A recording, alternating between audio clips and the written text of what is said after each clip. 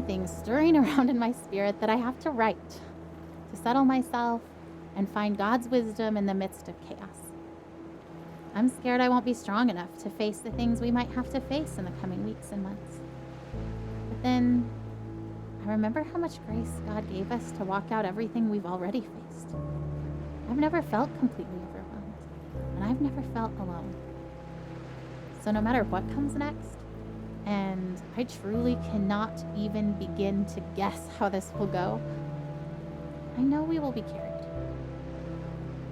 I want to shout out, look what God is about to do. Watch how he delivers Joel. And at the same time, I want to roll up in a silent ball and wait it out with fear and trembling, so aware of all my doubt, but yet convinced that my doubt is insignificant compared to God's faithfulness.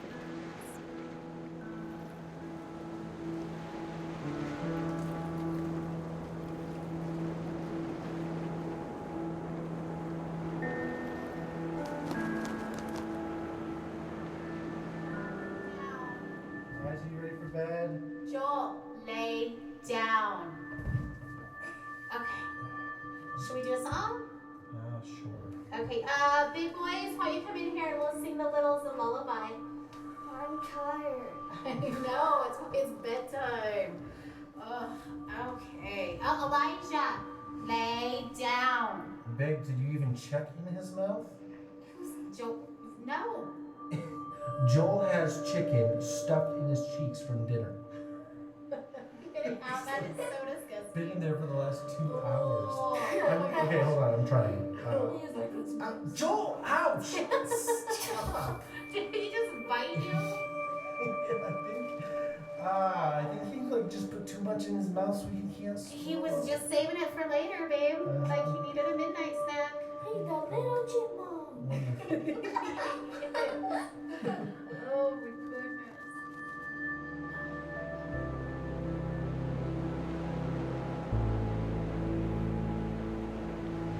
I had been in this room with my father before, during the brief window where he wasn't dying but was instead getting better. That wasn't the man I saw this time. I saw the other one, the one who cried out and needed holding, the one who fell asleep for 20 seconds and then woke up a different person each time. There was a clear part right in the middle of it, a minute or so, where everything was calm before his tour of hell resumed. That was goodbye, even if no one said it. I don't think I will ever get better after having seen that. I think this is the kind of knowing that stays with you. I can reach into my pocket now and find it there.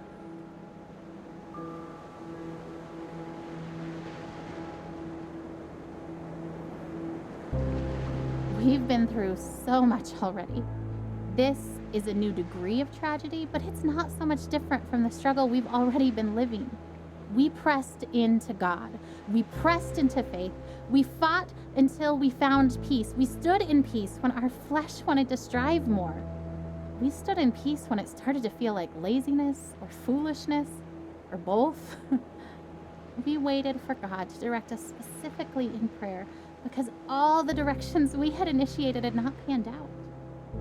We prayed for no nausea because that's what we felt in our spirits we were supposed to pray, even though we'd prayed it countless times before while Joel continued to vomit. We saw one small miracle and then another. We waited to pray specific things until we were given specific direction, and we saw bigger miracles. And yet, if you asked either of us if we were doing enough, trying hard enough, we would say no.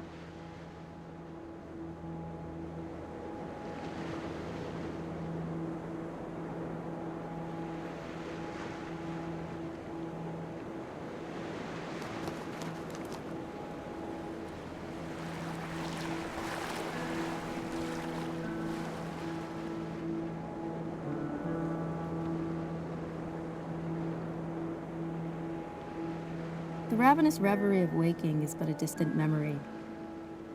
Or was it a dream? I can't remember the last time I woke up hungry. Not so long ago, carefree, welcoming the challenge of yoga on paddleboards, springing through the rain and over puddles at the reservoir track. Weathering several storms since entering the first battlefield over 2 years ago, a succession of precise scalpels, high-energy beams, and pharmacological strategies, a journey no one asks for. Still standing, spirit unyielding but not the same. With each treatment, an imprint, evidence of what came before, willing rogue mutinous cells to yield to my current tailored chemical onslaught, stay put and do not multiply, or better yet, disappear altogether. By the will of God, through the tools of modern medicine, with the support of family and friends. Onward.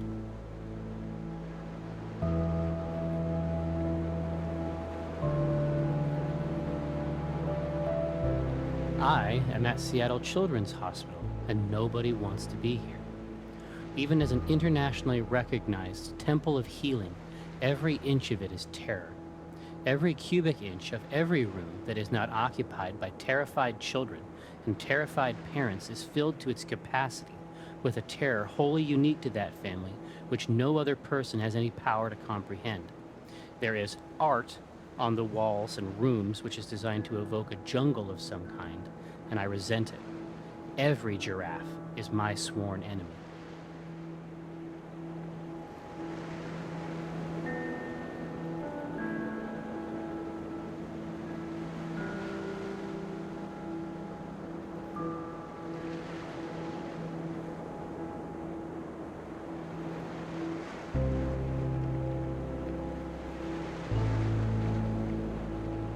Even though every natural law indicates it, even though popular culture is rife with examples, even though the arc of his condition moved with haste in a particular direction, specifically down, I was very surprised when my father died. I was surprised that he could. It wasn't merely naivete. Those afflicted with his particular cancer number less than 100. It is the sort of cancer that excites a doctor. One of the things that is so exciting about this cancer is that it apparently didn't form the hard masses we use to find the disease. Rather, it converts the meat of your abdomen into a kind of undifferentiated doom. What might happen is that they will attempt to draw your blood and instead draw out the green syrup that was once your guts. Shortly thereafter, they will tell you and your family that the fight is over.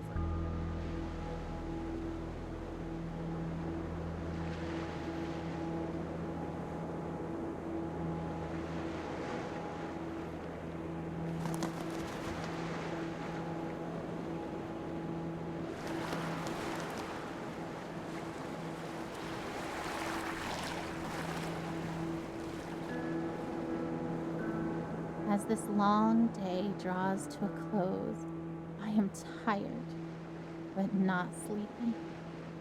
My face is puffy from crying. I have a dry throat and dry hands, a slight headache, and a desire to write down absolutely everything. I want to describe the feeling of being entirely empty and entirely resolute.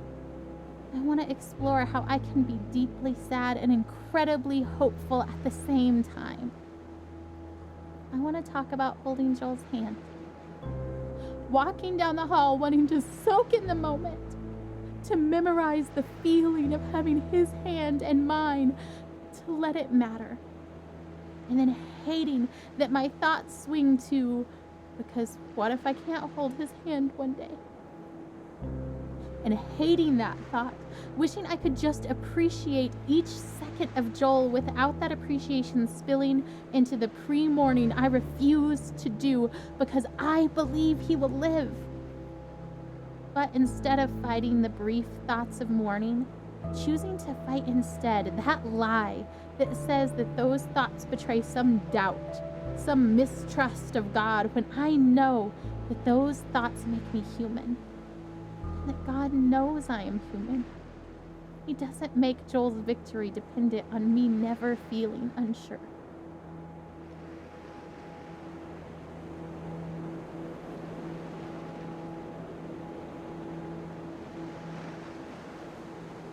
Dear Eli, I feel nothing but pride for the way you battled cancer. I remember the way you learned to ride your tricycle down the hospital hallway instead of down the sidewalk like other 3-year-olds. It was hard for me to pray to God, "Thy will be done," when I really just wanted so desperately for Him to heal you. In the 4.5 years that you dealt with harsh treatments, only once did you ask why God let you get you.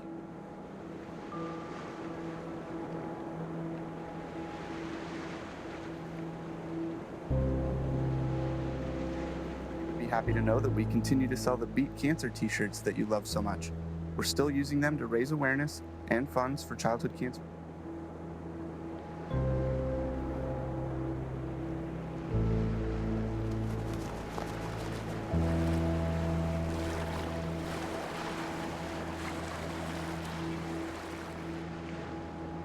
I remember the day I was diagnosed. I remember the hallucinations from the high fever of 5-year-old's nightmares. I remember my mother silently weeping in the doctor's office. I remember friends and family gathered around my hospital bed in prayer.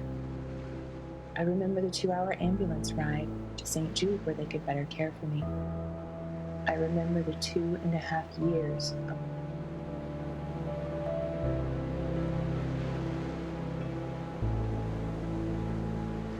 I won't let myself hold anything back this time.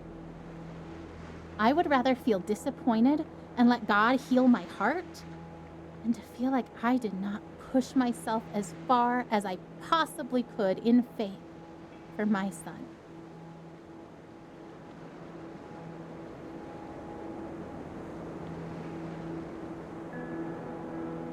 and a half years of weekly chemo treatments, the numerous lumbar punctures and bone marrow aspirates. I remember Doctors Bell, Dahl, and Kalwinsky, nurses Jean, Judy, and Dale, Miss Chris in social work, Darlene in travel, all part of the team that cared for me. I am a walking memorial to their successes. I remember the other patients I'd see each time I went to the hospital for chemo. I remember when some stopped coming. I knew what that meant. I remember the years of summer camp for children with cancer, children like me.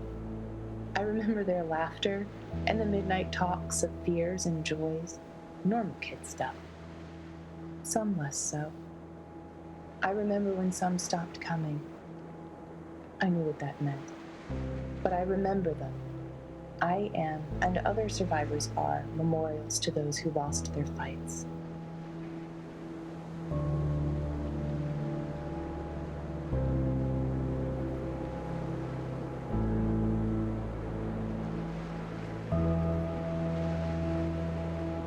It was easier to believe that God would win this battle for Joel when the dragon Joel was facing was blurry, seen from a great distance up on a hill very far away.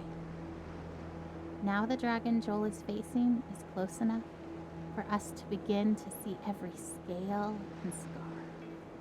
We can feel its breath. If we were confident before because we weren't quite sure what we were facing, then our confidence was misplaced.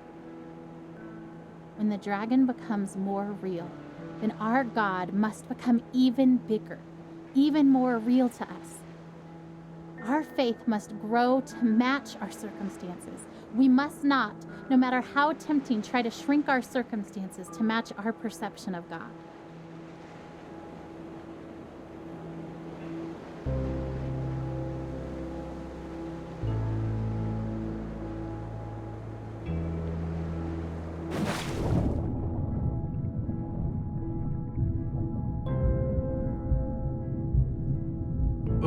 Her expectation is so maddening sometimes.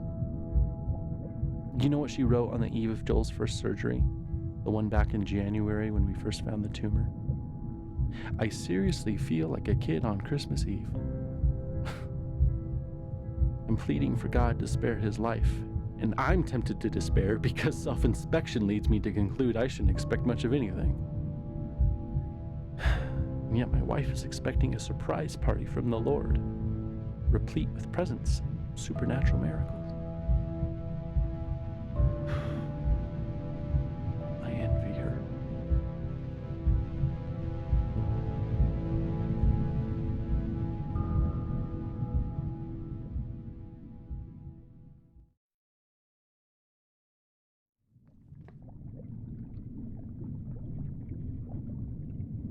Hop in bed, boys. Let's go.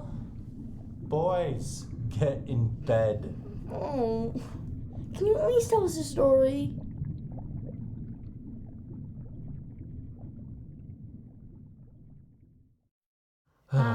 Sure. Okay.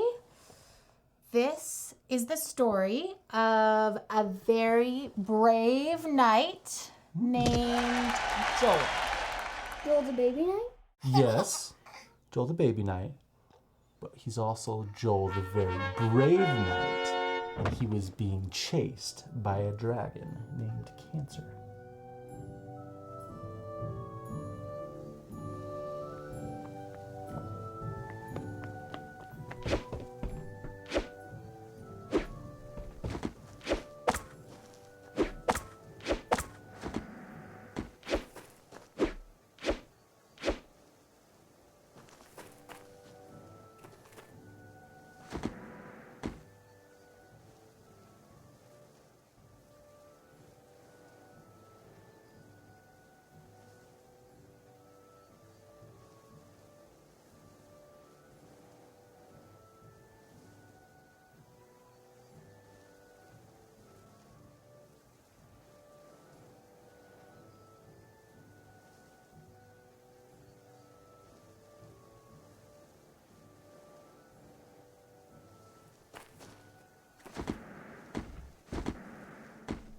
Because of his tumor?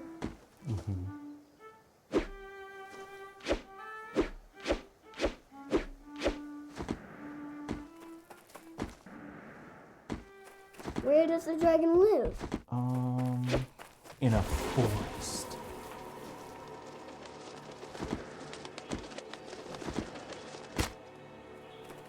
Is the dragon big? Very big.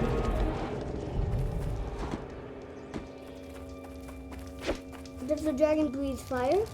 So much fire, you guys.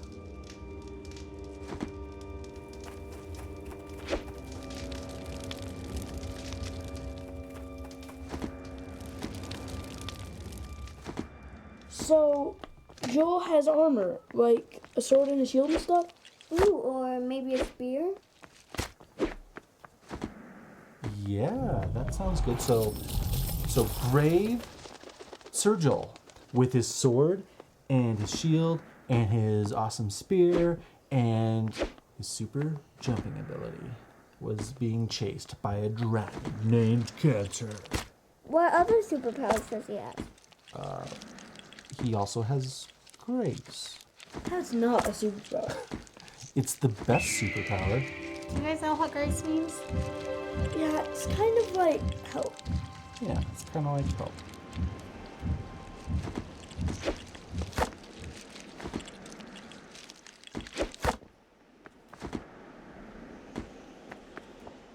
You know, and he's not the only one who's ever tried to fight this dragon. Some very brave knights have fought this dragon and lost. And some are able to drive the dragon off. And they can go home and they can quit fighting for the kingdom and the sea. Joel's been fighting this dragon for a long time, huh? A long time. But Joel found a nice empty cave where he could rest. And it seemed like the dragon couldn't find him. But just when he thought that the danger was past, the dragon found his hiding spot and came after him in the cave. Well, that dragon's going to kill Joel. Joel's going to lose. Why do you say that? Because Joel is just a baby. Babies can't kill dragons. You're right. A baby can't kill a dragon. But that's the best part of this story. God fights for Joel. So he fights that dragon Cancer right with Joel. And we know that God can win even if Joel can't. That's grace.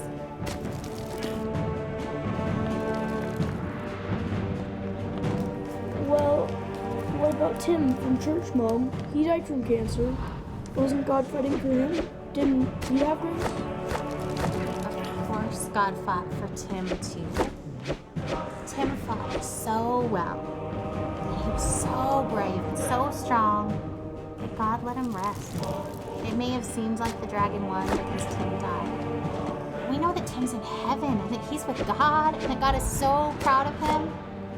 So maybe for Tim, getting to be done fighting was grace.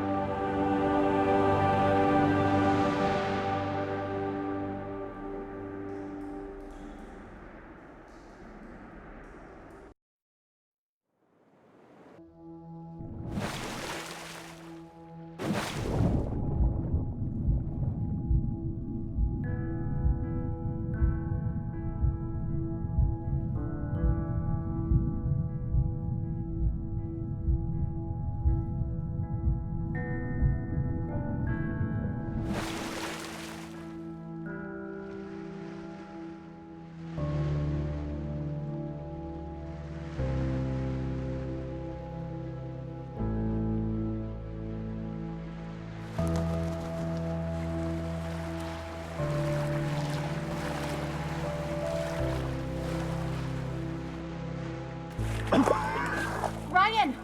Oh, Ryan, get in the boat. I can't. You have to, you'll drown. We're already drowning. How can you sit there like that? Despair doesn't help anything. Neither does false hope. And I'm not despairing. How can you say false hope? You're drowning. Well, you're missing your oars, and you don't even know where you're going. And yet you're so sure you're gonna get there. It's better than drowning. Well, enjoy floating on the surface like you always do. There's nothing deep about drowning. Just get in the boat. You have to let me feel this. Someone has to. That's not fair. I love him as much as you do. I just really believe we're going to be okay.